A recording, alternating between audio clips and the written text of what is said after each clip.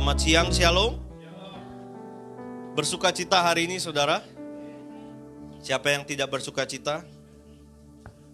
Gak ada ya? Gimana gak bersukacita, saudara-saudara datang ke tempat ini disambut sama 4 pendeta loh, saudara. Saudara cari gereja mana yang nyambut 4 pendeta. Ya. Puji Tuhan, Bapak Saudara, hari ini kita masuk di dalam bulan yang baru.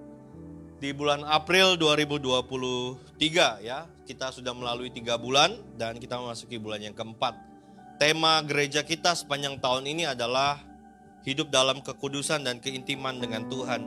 Dan subtema kita pada bulan April ini adalah merindukan Tuhan. Katakan sama-sama, merindukan Tuhan. Saya akan mendasari firman Tuhan di dalam Mazmur pasal yang ke-63. Ayat yang pertama sampai dengan yang ke-12. Mazmur pasal yang ke-63, ayat yang pertama sampai dengan yang ke-12. Saya akan baca ayat ini yang ganjil, Bapak Ibu Saudara bisa membaca ayat yang genap. Mazmur pasal 63, ayat pertama sampai dengan ke-12. Judul perikopnya adalah kerinduan kepada Allah. Mazmur Daud ketika ia ada di padang gurun Yehuda. Ya, terus.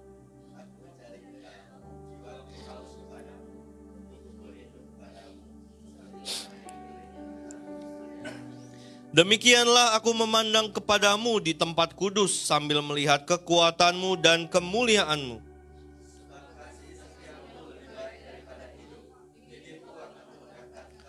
Demikianlah aku mau memuji engkau seumur hidupku dan menaikkan tanganku demi namamu.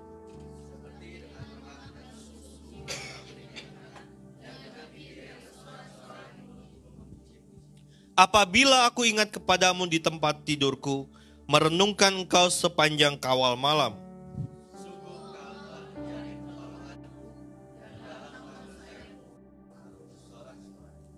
Jiwaku melekat kepadamu, tangan kananmu menopang aku.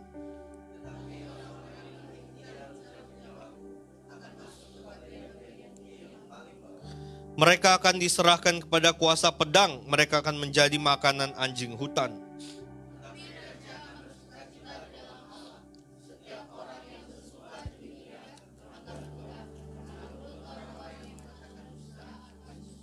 Amin. Bapak Ibu Saudara, kalau kita membaca keseluruhan kitab Mazmur, ya, memang sebagian besar kitab Mazmur ini ditulis oleh Daud, ya. Tapi bukan hanya Daud saja yang menuliskan Mazmur, tapi ada beberapa orang juga seperti Salomo pun juga menuliskan kitab Mazmur ini, ya, Saudara. Dengan judul yang sama tentang kerinduan kepada Tuhan, Saudara bisa temukan di Mazmur 42 dan Mazmur 63. Tetapi latar belakang ceritanya berbeda. Ya, sama-sama tentang kerinduan kepada Allah, tapi latar belakangnya berbeda. Kalau Saudara perhatikan ayat ini, yang pertama dikatakan bahwa Daud ada di padang gurun Yehuda. Ya. Tahukah Saudara bahwa ketika Daud menuangkan Mazmur ini, ya, Daud itu sedang berada atau sedang menjadi seorang pelarian. Ya. Daud itu sedang bersembunyi. Ya, ada 2 orang yang memburu dia menurut versi Alkitab. Yang pertama adalah Absalom, anaknya sendiri, putranya sendiri. Ya, kenapa Absalom memburu ayahnya? Karena Absalom hendak mengkudeta bapaknya. Ini memang harus terjadi karena sudah dinubuatkan dalam Alkitab. Ya. Absalom mengejar-ngejar Daud, lalu Daud lari. Sehingga dia bersembunyi di padang gurun Yehuda. Ada terjemahan yang lain yang menyatakan bahwa peristiwa ini adalah peristiwa di mana Daud hendak dibunuh oleh Saul. Gitu. Jadi ada 2 cerita yang kurang lebih mendasari kenapa Daud melarikan diri di padang gurun Yehuda. Tetapi kalau saya akan lebih cenderung kisah ini dilatar belakangi oleh melarikannya Daud karena dikejar anaknya Absalom. Saudara akan baca ayat-ayat di lanjutannya. Bahwa hal yang paling menyakitkan dari seorang ayah, orang tua adalah dibenci oleh anaknya. Betul nggak, Saudara? Ya. Karena apa? Karena saya percaya semua orang tua itu pasti begitu mengasihi anaknya, begitu menyayangi anak-anaknya. Maka ketika anaknya hendak melukai orang tuanya, pasti orang tuanya akan punya perasaan yang lebih dalam, ya.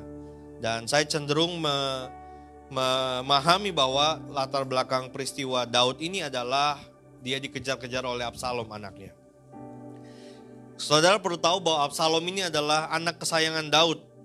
Tetapi karena Absalom hendak mengkudeta Daud dari kerajaannya, maka Daud melarikan diri. Ya. Nah, menarik sekali saudara, ini ada sebuah cerita yang berbeda. Kalau saudara membaca pasal sebelumnya, Daud menyatakan bahwa hanya dekat Allah saja aku tenang. Ya. Lalu kemudian di sisi yang bersamaan dengan itu yang tidak jauh berbeda, ternyata Daud mengalami satu kondisi yang berbalik 180 derajat. Dia menjadi seorang pelarian yang bersembunyi di padang gurun. Lalu di padang gurun inilah Daud mengutarakan apa yang menjadi isi hatinya. Saudara lihat ayat yang kedua dikatakan, jiwaku haus kepadamu. Tubuhku rindu kepadamu seperti tanah yang kering dan tandus tiada berair. Ya. Sebelumnya Daud merasakan begitu nikmatnya berada dalam hadirat Tuhan, berada bersama dengan Tuhan. Tapi kemudian ketika dia diperhadapkan dalam situasi yang lain, dia merasakan dirinya seperti tanah yang kering. Saudara, selama saudara hidup di dunia ini, pernah gak saudara merasa rindu dengan seseorang? Pernah ya? Rindu dengan kondisi atau keadaan? Pernah. Dulu kayaknya hidupku lebih enak. Rindu, kangen. Kalau gak ngerti rindu artinya kangen ya saudara. Rindu sama kangen tuh sama lah. Ya. Mungkin saudara kangen dengan seseorang yang jauh. Ya. Pernah ngerasa begitu ya saudara ya? Bu Asti kenapa Bu Asti? Kangen Pak Hopmer ya? Oh teori. Nggak, waktu saya bicara kangen, Bu Wasti tuh berseri-seri gitu mukanya. Nah, saudara, mungkin juga kita merasa kangen dengan orang-orang yang mungkin sudah meninggalkan kita, orang tua kita gitu ya. Kita merasa kangen. Dan memang biasanya setelah mengalami kehilangan, kita baru merasakan bahwa menyesal? Enggak lah, udah waktunya. Ya, kita baru merasa bahwa oh ternyata waktu itu begitu berharga. Ya, maka saudara selama masih hidup, ya, saudara punya orang tua, saudara punya anak, sayangi dan kasihilah. Ya, pakailah setiap waktu yang ada untuk membuat sebuah momen yang indah di dalam hidup saudara. Katakan amin. Ya, kenapa saudara? Karena waktu tidak akan kembali. Ya. Tapi momen itu akan selalu ada. Akan selalu bisa kita ingat. Ya. Saya sebagai seorang anak ada satu keinginan orang tua saya yang belum terkabul. Tapi sudah terlanjur meninggal. Ya. Papa mama saya di usia tua pernah berkata bahwa mereka kepingin pergi ke Malaysia untuk nostalgia masa muda mereka. Ya, kami pesan tiket di bulan September, tapi di bulan Mei mama saya kena stroke. Hanya selisih 4 bulan saja. Mama saya kena stroke udah gak bisa pergi. Ya udah, mau gak mau tiket batal. Dengan harapan nanti kalau sudah sembuh baru berangkat. Ternyata sampai mama saya dipanggil Tuhan tidak pernah terjadi. Ya. Karena apa saudara? Karena waktu itu tidak akan pernah bisa diputar kembali. Ya, kalau saudara bisa merencanakan, saudara bisa menciptakan momen, ciptakanlah sesegera mungkin dan sebanyak mungkin. Terutama dengan orang-orang yang saudara kasihi. Pasangan kita, anak-anak kita, orang tua kita. Pakai waktu yang ada saudara. Ya. Jangan habiskan energi saudara untuk berantem, ribut, ya, saling membenci satu sama lain. Gak ada gunanya saudara. Tapi pakailah waktu yang ada untuk membuat sebuah momen. Karena itu gak akan kembali. Nah, Daud sedang bernostalgia ketika dia sedang ada di padang gurun. Dia tuh sangat ingin rindu untuk berada bersama-sama dengan Allah. makanya Daud menyatakan jiwaku haus kepadamu. Padahal di pasal sebelumnya Daud menyatakan, mendeklar bahwa hidupku tuh tenang dekat dengan Allah. Tapi ketika dia ada di padang gurun, dia seperti berada di sebuah tempat yang tidak ada Allah di sana. Dan Daud merasa begitu kangen. Ya. Nah, sekarang saya tanya dulu deh. Saudara waktu jatuh cinta, yang sudah menikah, waktu jatuh cinta pertama kali, saudara selalu ingin bersama dengan pasangan enggak? Iya ya, betul ya. Pengantin baru juga begitu ya. Betul ya, yang baru menikah, Bapak Refden begitu ya. Selalu pingin sama-sama ya. Siapa lagi yang baru menikah? Oh, iya. Nah, sekarang pertanyaannya saudara. Kalau sudah lebih dari 10 tahun menikah, kira-kira masih rindu apa enggak nih saudara? Kalau jauh tuh kayaknya masih kangen apa enggak? Enggak ya? Tapi memang umumnya begitu saudara. Ya. Ada yang menjawab iya, ada yang menjawab enggak. Tapi sebagian besar dijawab dengan senyuman. Yang silakan ditafsirkan sendiri artinya. Ya. Karena ada banyak hal yang dilalui di dalam pernikahan itu akhirnya membuat perasaan itu menjadi hambar. Ya. Dan kita akan pelajari ini saudara, bahwa ini juga terjadi dalam hubungan kita dengan Tuhan. Ya. Karena ada banyaknya dalam tanda kutip kekecewaan di dalam diri kita kepada Tuhan. Kita menganggap seolah-olah Tuhan tidak menepati janjinya.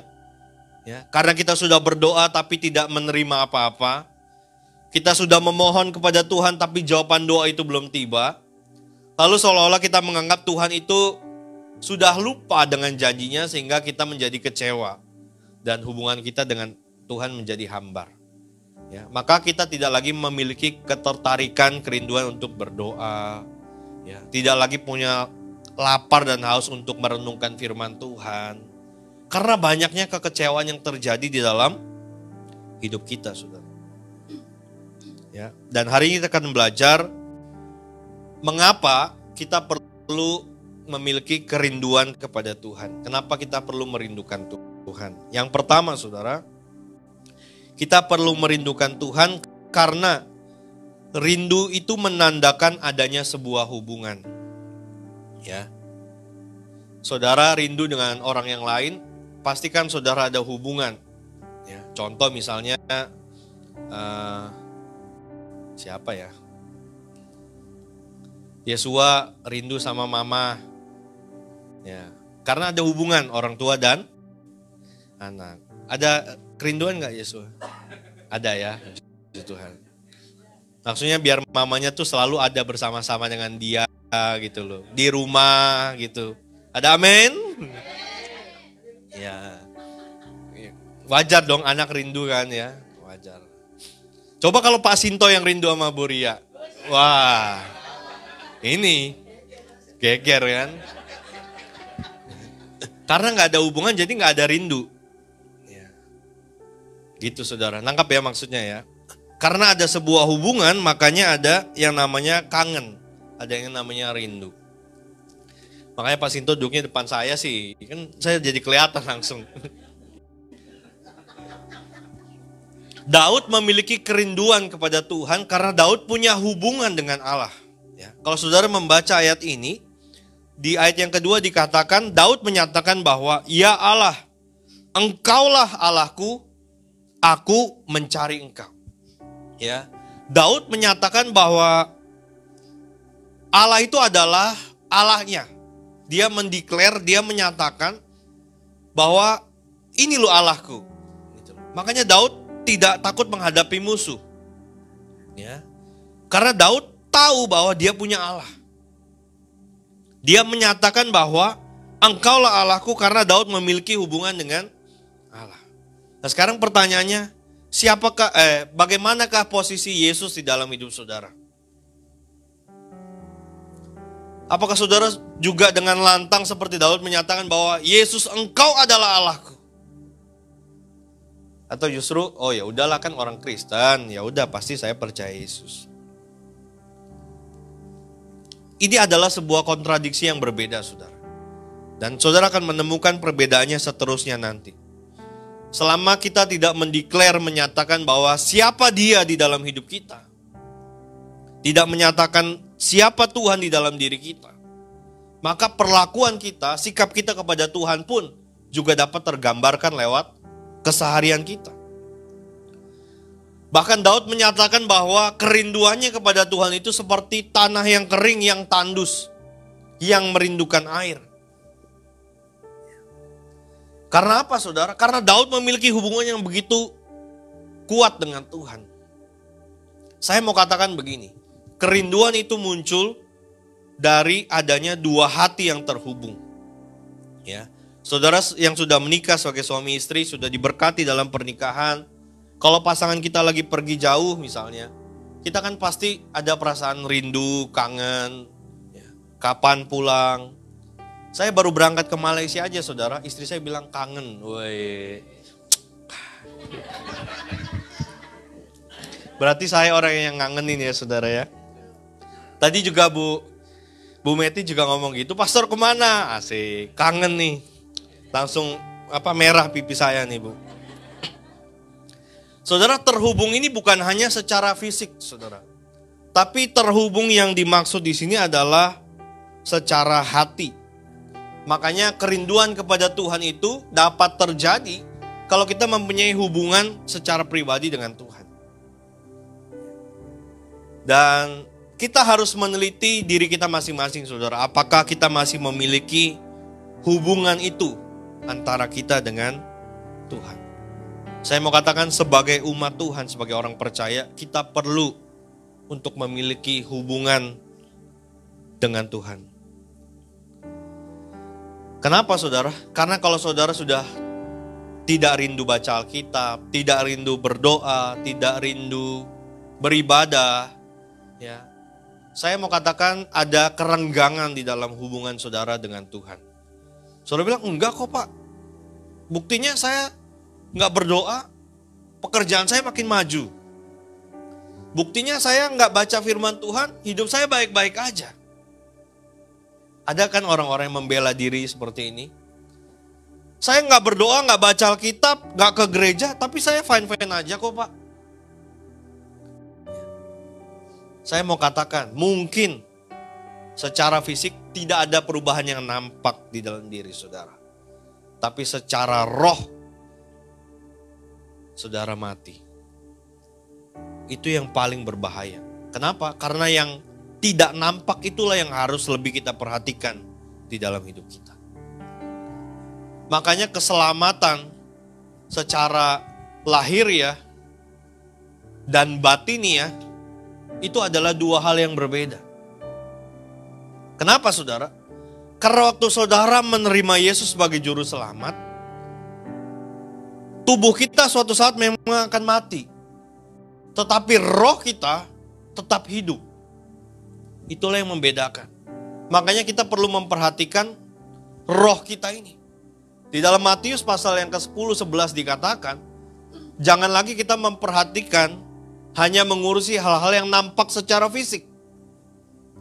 Kalau kita tidak memperhatikan yang di bagian dalam.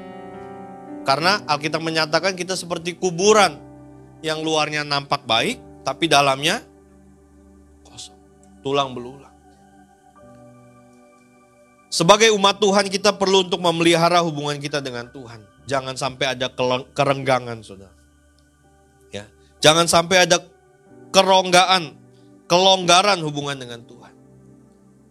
Dan mungkin saudara sudah beberapa kali mendengar motivator berkata, salah satu kunci hubungan yang kuat adalah apa, saudara? Salah satu kunci hubungan yang kuat adalah komunikasi. Nah, pertanyaannya, saudara berkomunikasi nggak dengan Tuhan? Atau saudara selama ini hanya laporan? Lapor, Tuhan, hari ini mau makan, berkati makanan, terima kasih berkat-Mu. Amin. Itu laporan, saudara. Tuhan, sekarang mau tidur, berkati biar besok bangun sehat. Amin. Itu laporan, saudara. bukan komunikasi. Yang namanya komunikasi adalah ada yang ngomong, ada yang mendengar, kemudian ada balasan. Saudara bayangkan, andai kata saudara sebagai seorang pilot, ya, saudara mau menerbangkan pesawat. Waktu saudara mau menerbangkan pesawat, kan saudara harus berkomunikasi dengan ATC. Betul ya? Kalau enggak, saudara gimana mau menerbangkan pesawat? Walaupun saudara punya skill hebat, tapi waktu di udara, saudara tuh benar-benar membutuhkan bantuan menara pengawas dan kompas yang ada di monitor pesawat. Karena saudara nggak tahu, semua sekelilingnya awan semua. Mana tempat yang saudara mau tuju? Bandara mana yang saudara mau tuju? Negara mana yang saudara mau tuju? Kan saudara nggak tahu. Makanya butuh komunikasi. Begitu juga saudara, hubungan. Saudara dengan suami, dengan istri saja nggak pernah ngomong, kira-kira hubungannya bagus nggak? Enggak. Beberapa waktu lalu kita sempat membahas di dalam cell group, ya, tentang suami istri. Kalau tidak berkomunikasi suami dengan istri, ini bahaya saudara. Apalagi kita dengan Tuhan. Bahaya nggak kalau nggak berkomunikasi dengan Tuhan? Secara jasmani nggak kenapa-napa saudara, benar. Tapi secara roh, saudara sudah mati selagi hidup. Hati-hati, ya. Ini pentingnya kita menjaga. Makanya dikatakan bahwa Daud sangat ingin kembali dan masuk ke dalam tempat kediaman Allah. Ya, dikatakan di ayat yang ketiga, demikian aku memandang kepadamu di tempat kudus sambil melihat kekuatanmu dan kemuliaan. Karena Daud sungguh-sungguh rindu untuk bisa selalu berada dalam hadirat Tuhan. Jiwaku haus, kata Daud. Padahal belum berapa lama dari sejak dia menuliskan hanya dekat Allah saja aku tenang. Daud tidak bisa terpisah jauh daripada Tuhan. Caranya bagaimana saudara? Saudara harus meluangkan waktu untuk memiliki persekutuan dengan Tuhan. Harus meluangkan waktu. Ya. Tuhan selalu punya waktu buat saudara. Kitanya yang gak punya waktu buat Tuhan. Ada amin? Ya. Tuhan selalu punya waktu untuk mendengarkan kita. Tapi kitanya yang gak punya waktu untuk berkomunikasi dengan Dia. Kita punya waktu untuk laporan, yes. Karena laporan kan gak lama ya, paling 5 menit. Ya, kalau saudara ikut upacara, lapor, upacara siap, dimulai, laporan selesai. Dah. Ya kan? Tapi kalau berkomunikasi itu intens dan intim. Ya. Maka kita perlu meluangkan waktu untuk bisa memiliki persekutuan dengan Tuhan secara pribadi maupun berkelompok.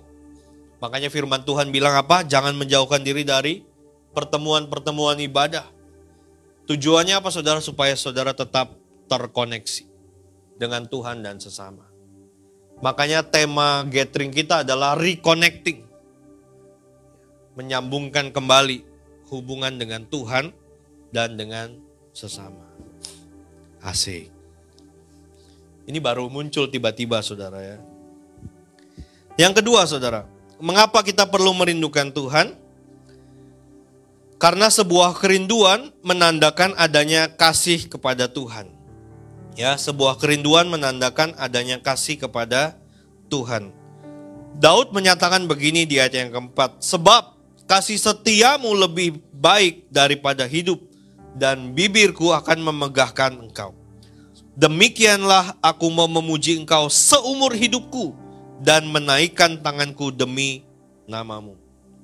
Daud menganggap bahwa kasih setia Tuhan itu lebih daripada segala-galanya di dalam hidupnya Daud.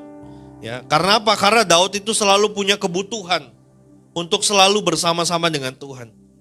Kebutuhan akan Tuhanlah yang membuat Daud menggantungkan hidupnya kepada Tuhan.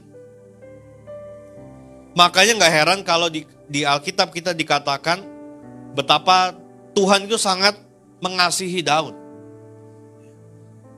Tuhan itu begitu senang kepada Daud karena Daud menggantungkan hidupnya kepada Tuhan. Dan saya mau katakan sebagai anak-anak Tuhan kita perlu untuk memelihara cinta dan kasih kita kepada Tuhan, saudara. Sangat perlu. Ya. Caranya gimana? Ya, seperti seperti pasang suami istri. Bagaimana saudara bisa tetap menjaga cinta dalam hubungan pernikahan saudara? Salah satu caranya adalah dengan menghabiskan waktu berdua. Contohnya apa? Ngedate berdua, pergi ke mall berdua misalnya, atau melakukan hobi berdua, ya, staycation, boleh saudara. Ya, jangan saudara berpikir ya udahlah, udah nikah ini, nggak perlu dijaga lagi hubungannya. Hati-hati saudara. Jangan sampai ada pihak ketiga masuk dalam pernikahan saudara. Pihak ketiga itu belum tentu orang lain lawan jenis saudara, belum tentu. Bisa saja hobi kita menjadi orang ketiga dalam rumah tangga. Hati-hati saudara. Ya. Maka suami istri pun perlu untuk melakukan hubungan secara bersama-sama yang dilakukan oleh suami dan istri. Hari Sabtu tanggal 15 April kita ada ibadah keluarga. Ya, saya mengajak saudara bisa hadir. Ya, 1 minggu setelah gathering, hari Sabtu tanggal 15 kita ada ibadah pasutri, ibadah keluarga. Terutama untuk suami istri yang sudah menikah. Dan terbuka juga buat saudara yang mau menikah. Ya, yang belum menikah dan mau menikah boleh. Ya, belajar sama-sama. Sabtu 15 April kita akan dilayani oleh Pastor Johannes Kristianus. Dan jika memungkinkan sama istrinya, Henny Kristianus. Ya. Jadi hadirlah saudara, ini bagus pasti memberkati kita. Kenapa gereja ini ada ibadah keluarga, ibadah pasutri? Karena kita menyadari betul pentingnya hubungan suami istri dalam keluarga. Saya tidak lagi saya bukan berarti menomorduakan hubungan antara orang tua dengan anak, tidak. Tapi bagaimana suami dan istri saling mencintai, saling mengasihi, pasti akan menanamkan nilai-nilai yang baik dan benar kepada anak-anaknya. Maka concern saya yang paling utama adalah suami dan istrinya, pasangan. Saudara sudah menikah puluhan tahun, perkawinan perak, emas, perunggu, hadir. Karena kita perlu untuk terus belajar. Saya pikir ya saudara, ini saya pikir, menjalani pernikahan bertahun-tahun, berpuluh-puluh tahun itu tidak mudah saudara. Ya. Karena kita selalu punya banyak perbedaan. Makanya kita perlu sama-sama belajar bagaimana mementor menjalani pernikahan ini dengan baik. Supaya apa? Supaya kita punya keturunan, anak-anak kita dapat mencontoh yang baik dari kita dan mengajarkan juga ke anak-anaknya mereka. Maka pernikahan, hubungan suami istri di gereja ini sangatlah penting. Ya. Jadi tanggal 15 April jam berapa saya lupa, jam 5 apa jam 6 saya lupa. Nanti kita akan beritahu ya, tapi tolong luangkan waktu saudara untuk hadir karena ini pasti akan memberkati saudara. Ya. Lakukan lagi hal-hal yang dulu kita lakukan semasa kita pacaran. Ya, nonton bioskop berdua. Ya. Makan bakso berdua. Kalau perlu beli es kelapa satu berdua.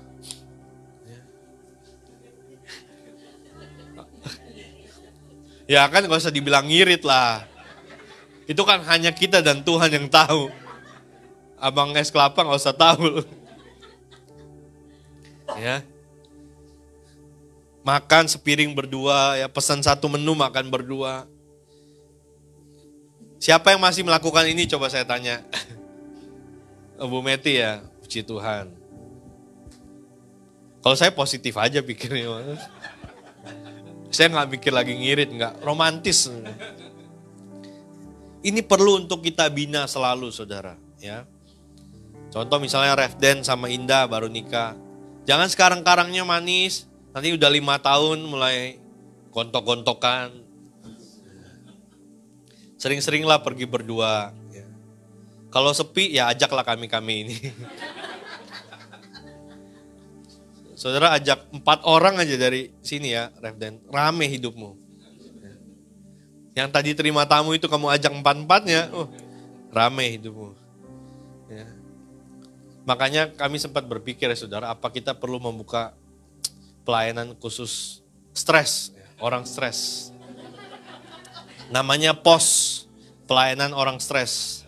Ya, saya kirim Pak Sinto, Pak Robi, Pak Darwin, Pak Farel. Udah, semua yang stres jadi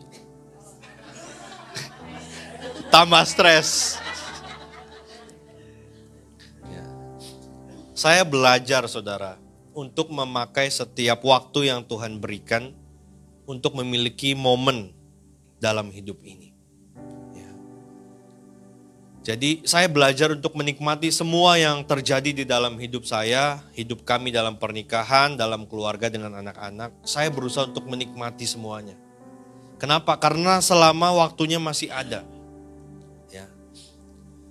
Mungkin kalau saudara sibuk dengan pekerjaan, sibuk dengan mencari nafkah, saudara akan kehilangan waktu, ternyata anak-anak saudara sudah besar. Lalu mungkin anak-anak datang ke rumah, misalnya contoh siapa ya? Pak Billy misalnya, contoh Bu Christine. Tahu-tahu misalnya Olive datang bawa teman. Isi om.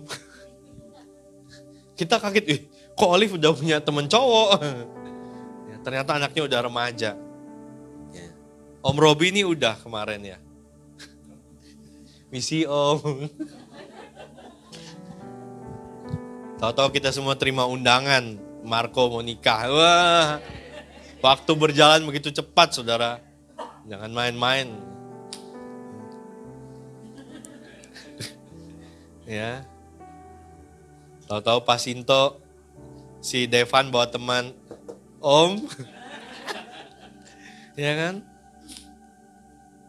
Siapa lagi? Alter tahu-tahu Devan bawa temen cewek, jangan. Masih kecil ya Devan. Saya juga mungkin udah pakai tongkat kali kalau Devan tuh. Ya, saudara nikmatilah semua momen yang ada dalam hidupmu. Mau susah, mau senang, ya, dinikmati. Karena apa? Karena itu bentuk ucapan syukur kita kepada Tuhan dari setiap apa yang Dia berikan kepada kita. Ya.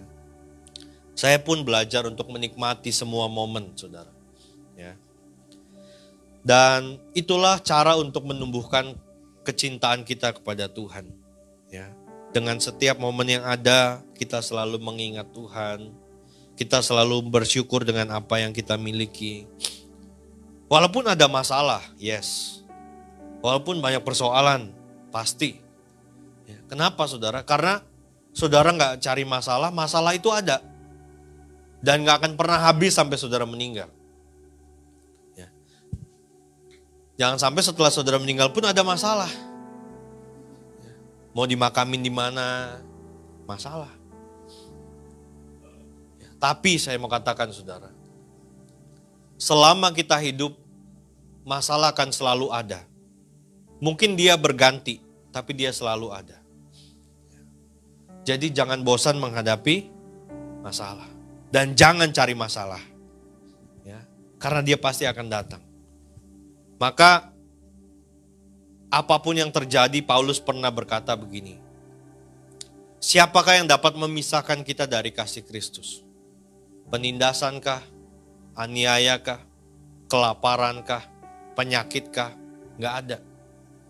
Selama kita menaruh percaya kita kepada Tuhan, menggantungkan hidup kita kepada Tuhan, Dia masih tetap Tuhan yang sama yang dapat menolong kita. Ya.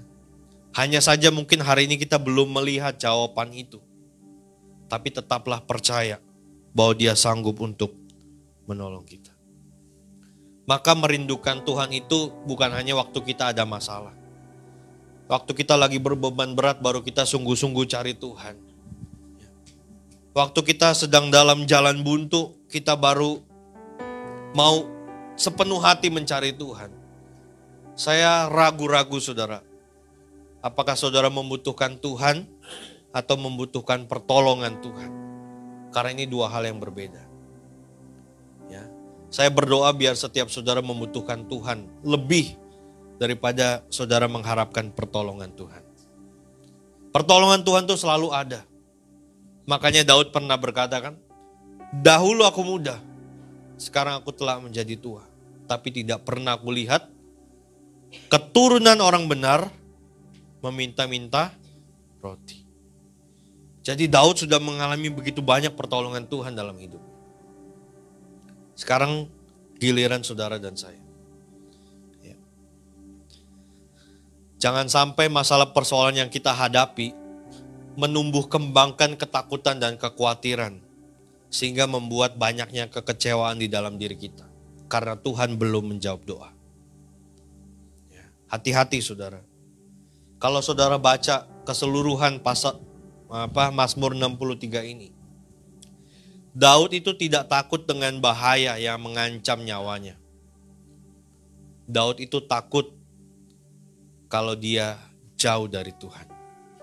Ya. Makanya Daud pernah berkata, semua boleh engkau ambil, tapi jangan ambil rohmu dari dalam hidupku. Kenapa saudara? Karena Daud sadar betul betapa berartinya Tuhan di dalam hidupnya. Apakah kita hari-hari ini juga seperti itu, saudara? Apakah kita juga memiliki sense yang sama seperti Daud? Tuhan, semuanya boleh kamu ambil dalam hidupku, kecuali rohmu. Minggu lalu kita belajar dari dua tokoh, orang muda yang kaya dan Sakeus. Sakeus, minggu lalu kita belajar, dia itu orang yang sangat-sangat membutuhkan Tuhan. Makanya dia naik ke atas pohon. Bedanya begini saudara, kalau Sakeus gak butuh Tuhan, dia kan nungguin Yesus lewat nih. Dia di pinggir jalan aja begini, sambil coba lompat.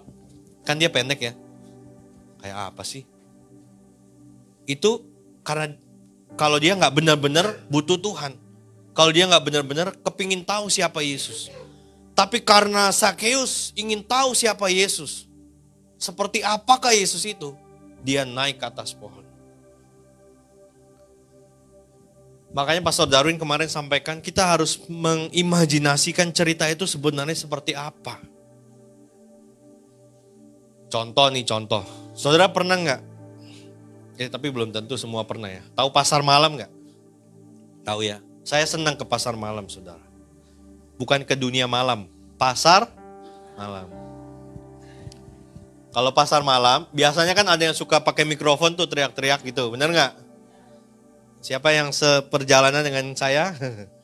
Kalau saya nggak kepingin tahu, saya kan pasti cuma begitu. Benar nggak saudara? Tapi kalau saya mau tahu, saya pasti akan datang. Kalau perlu nerobos misi. Nah, pertanyaan saya adalah, bagaimana saudara dengan Tuhan? Saudara ingin melihat-lihat seperti apakah Yesus itu? Atau saudara benar-benar membutuhkan Yesus di dalam hidupmu? Hari Jumat kemarin kita membahas di cell group, beda antara orang muda yang kaya dengan Sakeus. Sama-sama orang kaya, betul ya? Tapi orang muda yang kaya bilang apa? Tuhan, apa yang harus aku lakukan supaya aku selamat? Lalu Yesus bilang, lakukanlah seluruh hukum Taurat. Oh udah semua Tuhan, dari aku muda lagi udah aku lakukan. Lalu Yesus bilang apa? Jual semua hartamu, bagi-bagikan kepada orang miskin. Akhirnya orang muda itu sedih dan meninggalkan Yesus. Kalau Yesus mengatakan hal yang sama kepada saudara, misalnya contoh, Luis, jual semua hartamu, bagi-bagikan, lalu ikut aku. Mikir apa enggak saudara?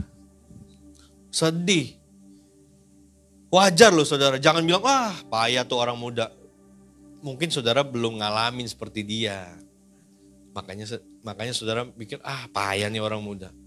Bisa-bisa sedih beneran loh saudara. Tapi sedihnya ada dua. Sedih karena gak mau, aku masih mau tetap mempertahankan. Atau sedih karena ya udah deh aku lepaskan. Orang muda yang kaya lebih memilih sedih lalu pergi meninggalkan Yesus. Beda dengan Sakeus. Sama-sama orang kaya. Orang muda yang kaya berkata, bagaimana caranya supaya aku dapat selamat? Tetapi Sakeus Dia mencari Yesus karena dia pengen tahu seperti apa Yesus itu. Siapakah Yesus itu? Orang muda yang kaya mencari jalan untuk selamat. Sakeus mencari pribadi Yesus supaya dia selamat. Itu bedanya, saudara. Sekarang bagaimana dengan hidup saudara? Saudara mencari pertolongan Tuhan supaya masalahmu selesai, atau mencari Yesus supaya hidupmu selamat? Pilihan di tangan saudara. Kebanyakan kita seolah-olah sepertinya mencari Yesus, padahal kita sedang mencari jalan keluar buat masalah kita. Kita pikir kita butuh Tuhan, tapi sebenarnya kita butuh pertolongannya saja, bukan butuh Tuhannya. Apa buktinya kita gak butuh Tuhannya? Yesus bilang apa? Kalau kamu mau ikut aku, sangkal dirimu, pikul salibmu setiap hari, baru ikut aku. Siap? Jual semua hartamu, bagi-bagikan, baru ikut aku. Siap?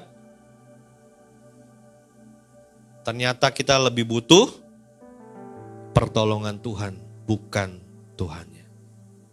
Saya tidak sedang menghakimi saudara. Makanya saya katakan, periksalah diri kita masing-masing. Apakah kita membutuhkan pertolongannya, atau kita memang butuh pribadinya. Kalau saudara membutuhkan pribadinya, saudara harus siap lepas dengan yang namanya kedagingan dan keduniawian. Selama saudara masih jadi orang pelit, dengar baik, orang pelit gak masuk surga, saudara. Ada ayatnya kalau gak percaya. Makanya ikut Bible Talk. Ada ayatnya. Pelit aja gak masuk surga loh, saudara. Orang pelit itu tidak masuk kerajaan Allah. Kalau gak percaya buka di HP cari. Ya. Siapa yang masih pelit hari ini? Siapa yang masih perhitungan? Nah, gak usah pelit dah. Perhitungan. Kalau pelit kan mungkin kayaknya terlalu kasar ya. Perhitungan. Hati-hati, saudara. Hati-hati. Saya sekali lagi sedang tidak menghakimi saudara. Tapi marilah kita menguji diri kita masing-masing. Saudara memperlakukan orang semena-mena.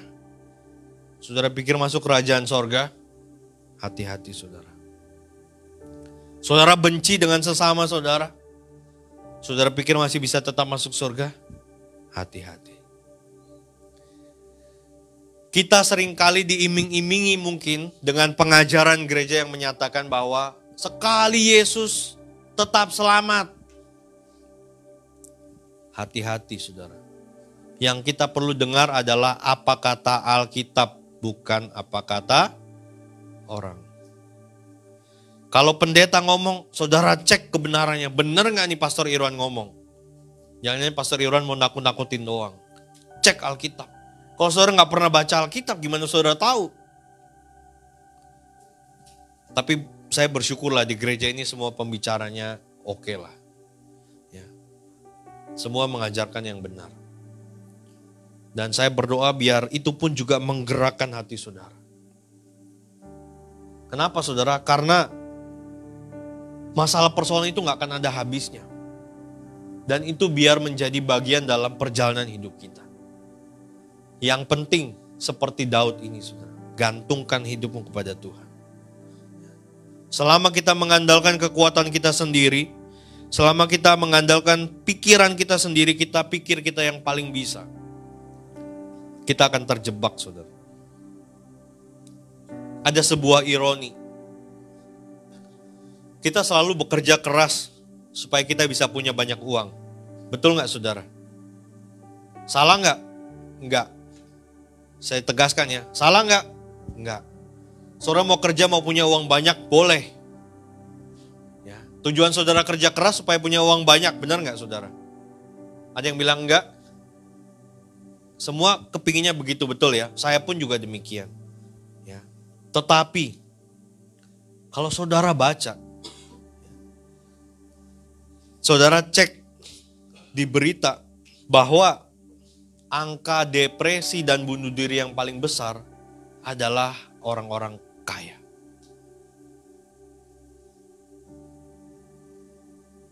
Sekali lagi saya ulang, kalau saudara cek berita orang-orang yang punya depresi tinggi hidup dalam ketakutan. Bunuh diri adalah orang-orang kaya. Lihat kan ironinya, kita ngejar berusaha untuk jadi kaya. Setelah kita kaya, stres. Aduh, uangku mau dikemanain lagi nih. Oh, jangan-jangan dia deket sama aku mau butuh duitnya nih. Jangan-jangan mau pinjam duit nih. Kita kemana, aduh jangan-jangan ada yang mau ngerampok nih. Akhirnya depresi, stres, bunuh diri. Padahal kita memimpikan itu seperti sebuah kehidupan yang nyaman buat kita. Benar gak saudara? Makanya benarlah Alkitab mengatakan, asal ada makanan dan pakaian, cukup. Kita berusaha untuk menjadi orang kaya yang bisa memenuhi semua kebutuhan kita. Kita bekerja keras sedemikian rupa.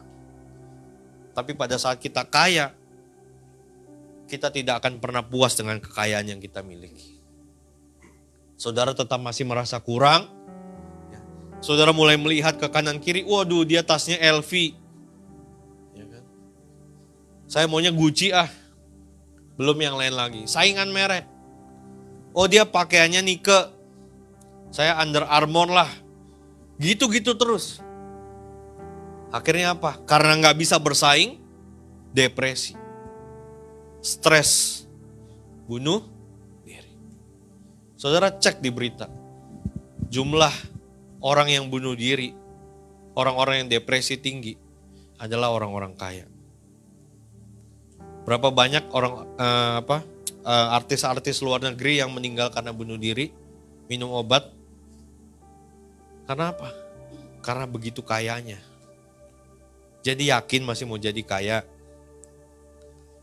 Tenang pastor, kalau kaya mah kita pasti bantu gereja lah pastor. Gitu ya. Yang terakhir saudara, mengapa kita perlu merindukan Tuhan? Karena merindukan Tuhan itu menandakan atau bentuk pengucapan syukur kita kepada Tuhan. Ya. Saudara, kalau saudara melihat ke belakang hidup saudara selama berpuluh-puluh tahun yang lalu. Gak usah berpuluh-puluh lah, mungkin 5 tahun yang lalu. Mungkin ada banyak hal yang awalnya kita pikir sepertinya mustahil untuk kita lalui. Ada hal-hal yang kita pikir rasanya gak mungkin kita bisa lewati. Tapi toh akhirnya kita bisa lalui juga. Apakah setelah kita bisa melalui semuanya itu kita mengucap syukur kepada Tuhan? Kita ingat sama Tuhan, lalu kita bilang Tuhan terima kasih. 3 tahun COVID, banyak orang berdumbangan, tapi puji Tuhan kita bisa lewat. Banyak bisnis usaha bangkrut, banyak karyawan dipecat di PHK, tapi puji Tuhan kita masih bisa lewat. Ingat gak saudara dengan Tuhan akan hal ini? Atau kita pikir, kita mah jalani aja pak, lewat mah lewat aja. Asik. Merindukan Tuhan itu adalah salah satu bentuk pengucapan syukur kepada Tuhan. Ya. Daud mengutarakan dengan jelas di sini saudara. Apabila aku ingat kepadamu di tempat tidurku, merenungkan engkau sepanjang kawal malam. Ayat 8 berkata, sungguh engkau telah menjadi pertolonganku, dan dalam naungan sayapmu aku bersorak-sorak. Ada gak yang sepanjang malam saudara gak tidur karena merenungkan kebaikan Tuhan dalam hidup saudara? Ada gak saudara pernah dalam hidup saudara gak tidur sepanjang malam karena mikirin betapa banyaknya pertolongan yang Tuhan sudah lakukan dalam hidup saudara? Daud lakukan ini saudara, sepanjang malam. Dia memikirkan kebaikan Tuhan, pertolongan Tuhan. Dan dia mengucap syukur. Makanya gak heran Tuhan itu begitu sayang kepada Daud. Kalau kita sebagai manusia biasa kita melihat Daud, kita pasti akan cenderung menghakimi perbuatannya Daud. Betul gak saudara? Daud kan berzina. Daud kan membunuh. Itu kita secara manusia. Tapi di mata Tuhan, Daud itu orang yang paling dikasihi. Makanya Yesus disebut sebagai anak Daud. Daud selalu ingat apa yang Tuhan lakukan dalam hidupnya. Sepanjang malam di tempat tidurnya, Daud mengingat semua perbuatan Tuhan. Dan pada akhirnya di ayat yang ke-9 dia berkata, jiwaku melekat kepadamu, tangan kananmu menopang. Daud masih mau tetap terus menggantungkan hidupnya kepada Tuhan. Daud tetap mau melekatkan jiwanya kepada Tuhan. Bagaimana dengan saudara? Bagaimana dengan kita? Apa yang kita rasakan hari-hari ini waktu kita berdoa dan bersaat teduh? Apakah kita masih memiliki kerinduan yang besar untuk bisa dalam hadirat Tuhan? Beberapa waktu yang lalu saya lupa pernah ada yang mengusulkan bikin doa semalaman. Saya lupa siapa yang mengusulkan, jujur saya lupa. Dari jam 10 sampai jam 5 pagi. Sekarang saya mau tanya, siapa yang mau ikut? Loh kok gak ada?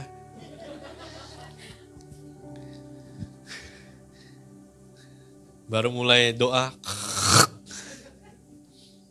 Ya karena kita harus jujur saudara. Tidak banyak memang orang yang betah berada dalam hadirat Tuhan. Saya harus jujur, saya harus akui memang itu nyata. Itu bukan antik, itu bukan fenomena baru dalam dunia persilatan kekristenan ini saudara. Banyak orang membanggakan dirinya sebagai orang Kristen yang hebat, tapi waktu disuruh doa 2 jam tidur. Bulan Mei, minggu pertama, tanggal berapa aku lupa. 1 kalau saya nggak salah. Bukan. Pokoknya tanggal minggu pertama, bulan Mei, kita akan ada KKR doa puasa. Tanggal 6, hari Sabtu pertama. Mulai jam 5 sore sampai jam 9 malam. Saya pengen lihat nih. Siapa yang Enggak, saya enggak boleh menghakimi.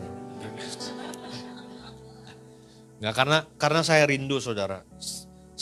Saya mengajak pembicara-pembicara yang hebat, yang memang orang-orang yang dipakai Tuhan, supaya membakar kita untuk selalu punya kerinduan yang besar sama Tuhan, supaya menggantungkan hidup kita ini benar-benar hanya kepada Tuhan.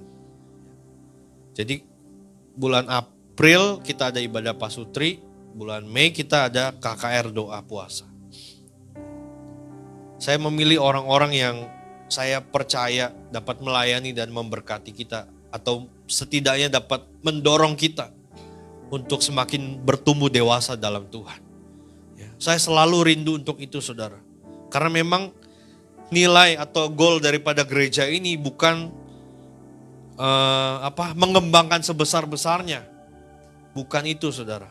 Tapi goal daripada gereja ini adalah supaya setiap saudara pribadi secara pribadi menjadi orang-orang yang dewasa di dalam Tuhan. Orang-orang yang bertumbuh di dalam Tuhan. Saya nggak pusing dengan jumlah. Yang saya pusing adalah hidup saudara dengan Tuhan secara pribadi. Makanya jangan heran kalau saya terus mendorong saudara. Karena memang itu nilai yang saya inginkan saudara. Kita bisa hebat dalam segala apapun. Tapi kalau hubungan kita dengan Tuhan gak ada. 0 buat saya. Saudara bisa melayani, bisa membangkitkan orang mati. Tapi kalau saudara gak punya jam doa, 0. Saya gak akan terkagum dengan hal-hal yang spektakuler begitu. Gak pusing saya. Mau doain orang begini dari jauh rebah, gak pusing saya. Tapi bagaimana hidup kita memiliki karakter Kristus, bertumbuh, dewasa, berbuah, itu yang saya kejar. Makanya saya terus mendorong saudara, ayo cintai Tuhan lebih lagi. Tuhan sudah begitu mencintai kita kok, menerima kita apa adanya. Lalu apa alasan kita tidak mencintai Dia? Lalu apa alasan kita tidak mengasihi Dia? Apa alasan kita tidak punya waktu dengan Dia? Kalau kita nggak punya waktu dengan Dia, berarti yang lain lebih penting daripada Tuhan. Setuju? Mari luangkan waktu saudara dengan Tuhan. Hari ini Tuhan mengundang saudara untuk bisa kembali kepada Dia. Undangan yang sama pun juga berlaku buat saya, saudara. Setiap hari saya mengoreksi hidup saya. Tuhan, sepanjang hari yang sudah aku lalui ini, tunjukkan hal-hal yang Tuhan gak perkenan bagiku. Saya selalu berdoa begitu, saudara. Kenapa? Karena saya tidak mau menganggap diri saya sudah cukup baik. Tapi ternyata menurut Tuhan saya tidak cukup layak masuk dalam kerajaannya. Saya berdoa biar saudara juga punya hati yang sama. Jangan kita hebat di dalam segala bidang, tapi pada akhirnya Tuhan menolak kita. Saya berdoa biar firman Tuhan hari ini menjadi kekuatan buat kita semua. Amin.